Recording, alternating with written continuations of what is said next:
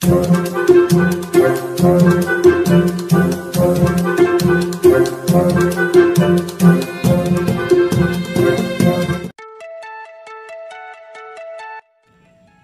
makanan menunjukkan adanya transfer energi dari matahari ke produsen, misalnya tanaman, fitoplankton, dan ke konsumen, misalnya ikan, dan akhirnya ke dekomposer. Tiap konsumen di rantai makanan memiliki biomasa lebih kecil daripada organisme di bawahnya. Lokasi praktikum yang ditentukan untuk menganalisa rantai makanan dan juga jaring-jaring makanan di zona intertidal pantai, yaitu di Pantai Bahowo, Sulawesi Utara, di Pantai Batu Angus, Sulawesi Utara, dan di Pantai Ancol, Bogor, Jawa Barat. Alat dan bahan yang kami gunakan yaitu alat tulis menulis dan juga kamera atau handphone. Pada langkah kerja untuk praktikum ini, hal pertama yang dilakukan yaitu area intertidal yang ada di zona pantai diamati.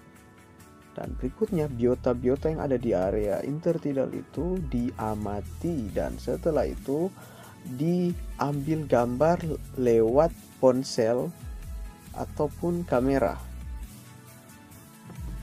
Pada pengamatan untuk rantai makanan dapat terlihat adanya serangga air atau anggang-anggang yang berada di permukaan air. Mereka biasanya memakan serangga yang lebih kecil atau invertebrata yang lebih kecil.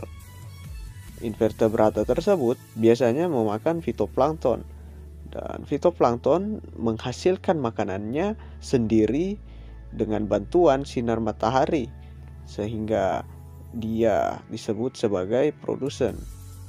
Invertebrata merupakan konsumen tingkat 1 dan anggang-anggang merupakan konsumen tingkat 2. Dan untuk konsumen tingkat 3 yang memakan anggang-anggang yaitu nekton atau ikan. Dan ikan ini bisa saja dimakan oleh predator ikan yang lebih besar atau mati. Dan jika ikan tersebut mati, maka bangkai ikan akan diuraikan oleh bakteri laut, cacing laut, atau hewan pemakan bangkai, salah satunya bintang laut. Rantai makanan. Di sini kita melihat ada kepiting, di mana kepiting berperan sebagai konsumen 1. Kepiting akan mendapatkan sumber energi dengan memakan daun mangrove yang berguguran, di mana mangrove ini berperan sebagai produsen. Fungsi ekosistem mangrove sebagai habitat, tempat mencari makan, tempat asuhan dan pembesaran, dan tempat pemijahan bagi biotik, di mana kepiting ini masuk ke dalam kelompok krustase. Nah, kepiting ini mempunyai habitat di ekosistem mangrove. Dan selanjutnya setelah dia memakan produsen dan mendapatkan energi, kepiting sebagai konsumen 1 akan dimakan oleh burung, di mana burung berperan sebagai konsumen 2. Setelah dimakan burung, terjadi transfer energi dan selanjutnya burung akan mati dan akan diurai oleh dekomposer.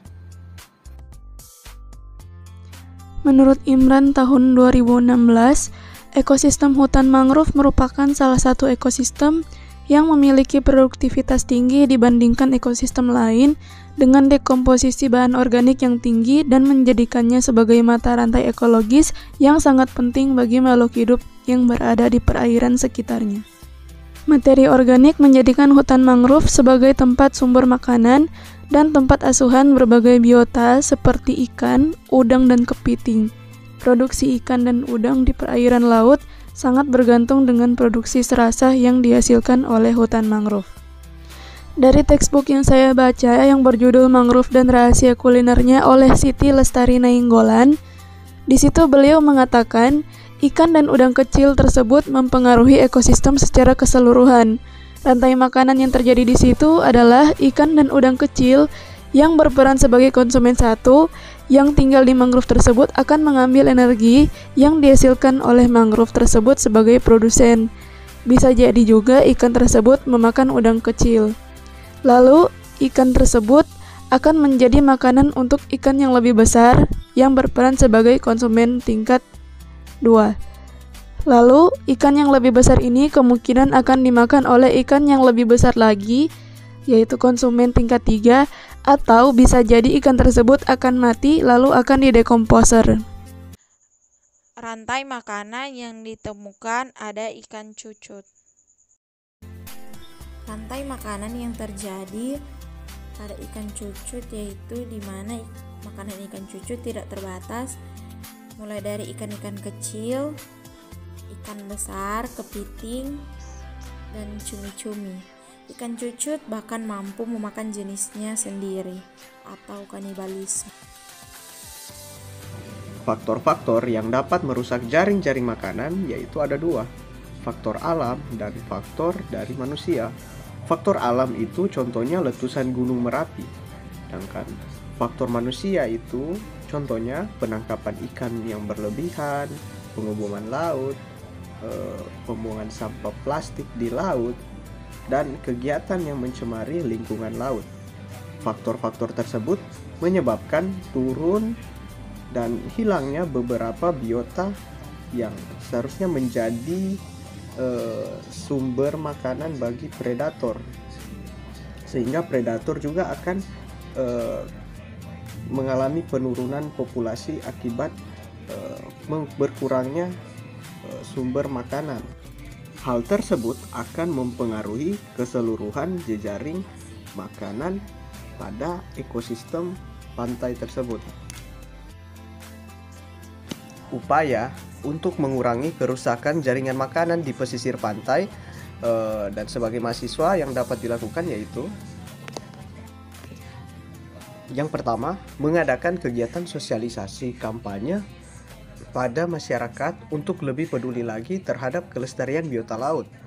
Adanya kepedulian akan menciptakan kerjasama untuk melakukan kegiatan pelestarian biota seperti penyediaan tempat sampah, penanaman mangrove, konservasi biota, dan lain-lain.